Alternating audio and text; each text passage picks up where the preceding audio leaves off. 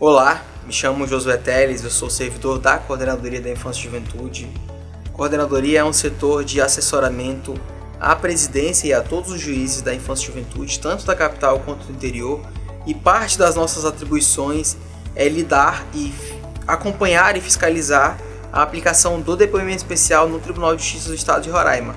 Tanto que existe o setor principal da Coordenadoria, que é a parte que lida com as partes administrativas, os estudos, os projetos e etc. E a central de depoimento especial, que também está dentro da estrutura organizacional da Coordenadoria.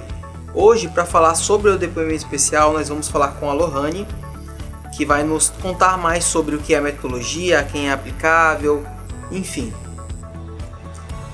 A Lohane, ela é formadora dos nossos entrevistadores forenses, nossos profissionais que atuam na entrevista nos processos envolvendo crianças e adolescentes vítimas ou testemunhas de crimes, atos infracionais ou que tenham passado por outras violações e situações de vulnerabilidade, e também é entrevistadora forense, então ela está mais do que habilitada e gabaritada para nos falar sobre.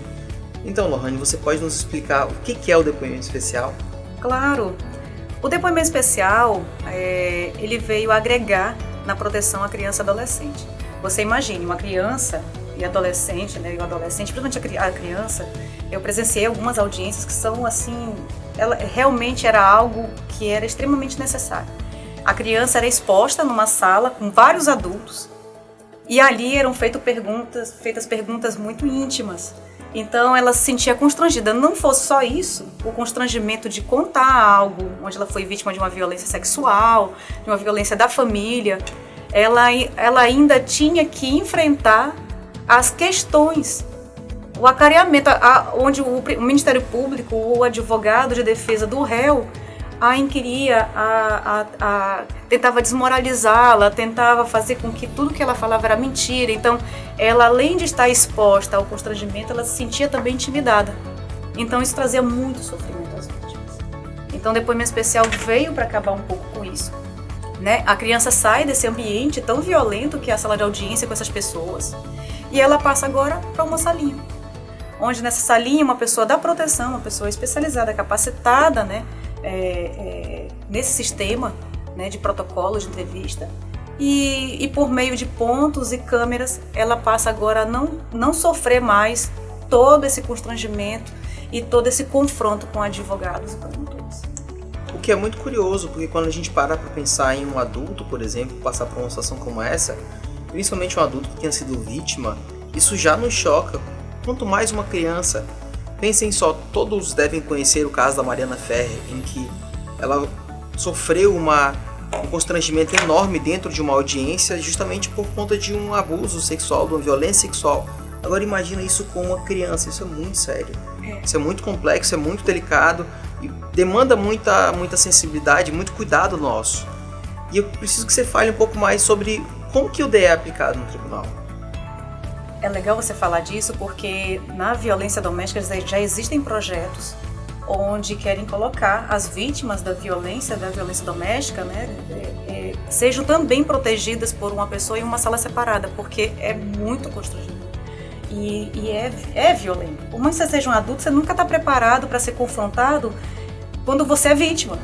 Você não está preparado para ter o seu depoimento descredibilizado, é muito ruim. Então, esse projeto, ele tem, né, essa lei, ela tem esse reflexo em outras áreas que eles desejam também que aplicar, né, na parte da violência doméstica para as mulheres adultas que foram estupradas, né, sofreram violências sexuais e tudo mais. Mas sim, como é que funciona? Essa salinha, ela fica fora da sala de audiência. Então, quem está nessa sala não escuta quem está lá na sala de audiência de forma ao vivo, mas sim por ponto. E essa pessoa da proteção, por exemplo, se eu sou entrevistadora e você é a criança, eu vou estar com um ponto, vai ter uma câmera e essa transmissão dessa audiência vai ser levada ao vivo para uma sala real de audiência. Então, a criança ela não está tendo acesso, assim, ela não está ouvindo o confronto entre o advogado, o Ministério Público, entre as pessoas, testemunhas. Então ela não participa disso. E ela não escuta quais são as opiniões deles quanto ao que ela participou, o que ela ouviu, se é mentira, se é verdade, todos os comentários que eles acham, que eles pensam, ela não vai participar disso. Então há uma maior proteção. Então é uma sala cuja estrutura ela foi feita por um decreto e com apoio do CNJ, onde as cadeiras têm um formato já pré-definido, a sala não tem poluição visual, porque a criança tende a se ligar em algo para poder desviar a atenção do entrevistador. Então tem vários detalhezinhos assim que são feitos já sob normativa, para que ela seja levada a se concentrar no entrevistador. E o curioso é que eu já tentei conversar com a Lohane sobre deixar as salas de depoimento especial mais lúdicas, etc. E ela falou exatamente isso. Vai distrair as crianças, ela não vai se vincular tão bem ao entrevistador, ela não vai ter uma relação próxima ali de uma transferência legal com o entrevistador, e isso vai afetar a própria entrevista forense. Mas isso me faz pensar sobre que desafios tu pode ter visto e tu já presenciou em uma audiência de depoimento especial. Nós já tivemos alguns, como a criança querer fugir da sala. Ela sente que precisa falar o que ela sabe, não o que treinaram ela falar, ou que ou algo que ela ainda não revelou, ela se sente agora no dever de falar e ela querer fugir da sala. Já aconteceu, de choros. E nós passamos por uma pandemia. A pandemia também foi um grande desafio para o depoimento especial. O CNJ baixou algumas regulamentações, resoluções de que deveria ser presencial, então nós tínhamos todo mundo em casa, mas a criança e o entrevistador forense presencialmente na salinha transmitindo a audiência, né?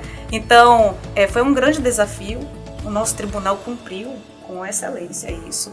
Nós tivemos assim, um mutirão de depoimento especial exatamente para poder...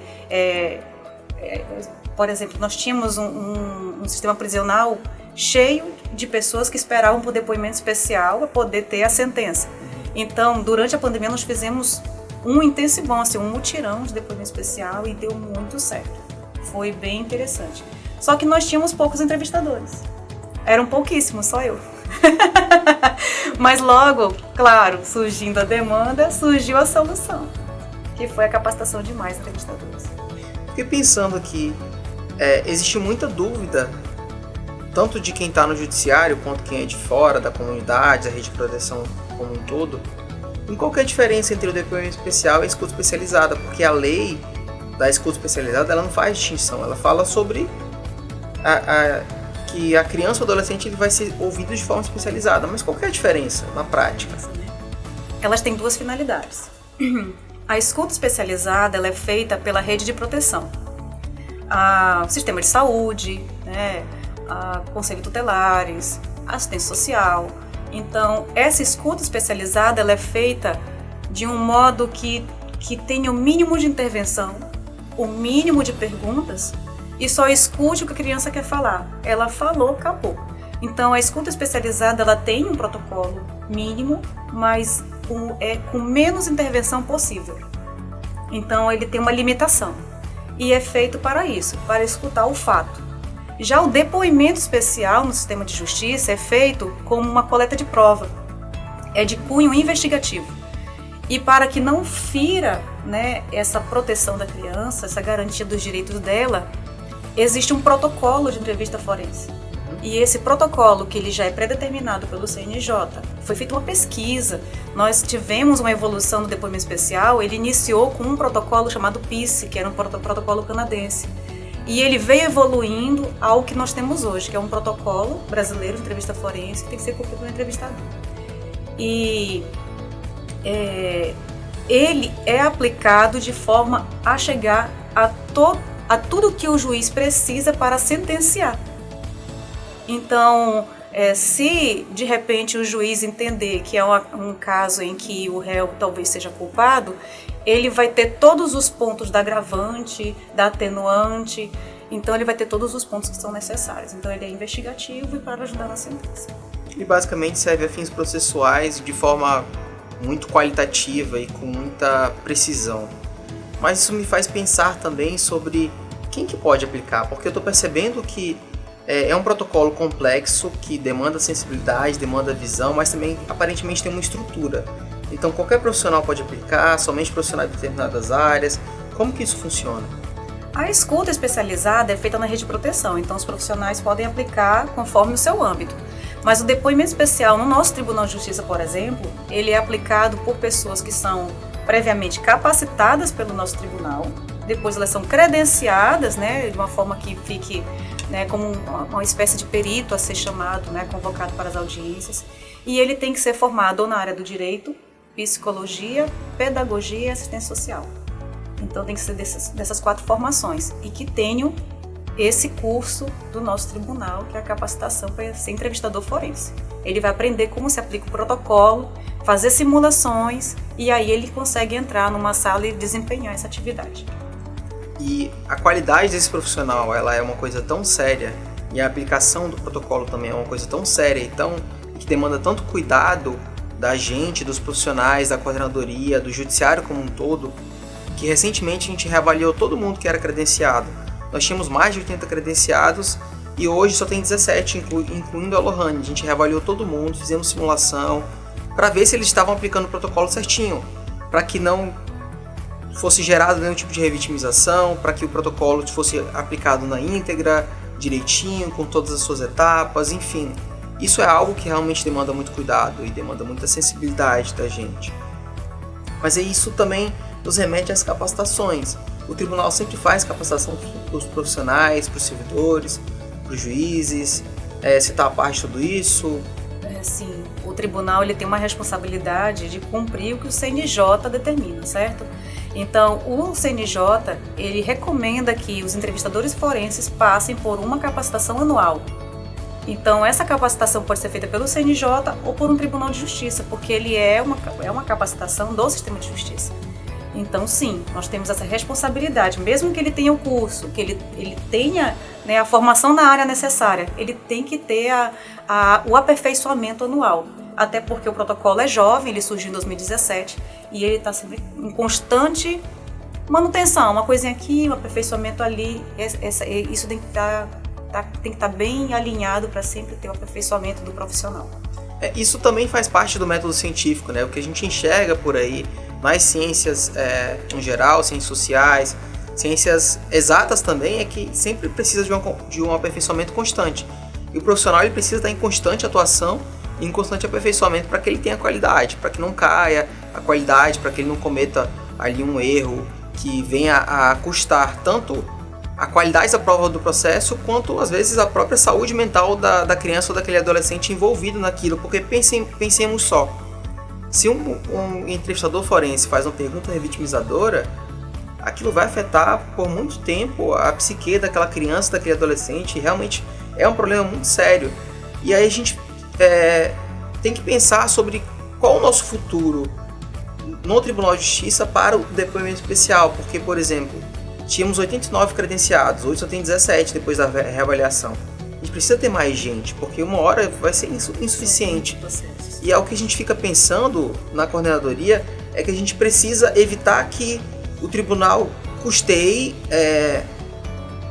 formações do zero em pessoas que não têm perfil, por exemplo. E a gente precisa selecionar essas pessoas, então a gente está planejando fazer aí a longo prazo, para o início do ano que vem provavelmente, um filtro, uma seleção pública mesmo de pessoas para que elas sejam formadas e depois credenciadas, e que elas sejam formadas com perfil, que elas tenham sensibilidade, que elas sejam cuidadosas para que não aconteçam problemas nos depoimentos especiais como um todo.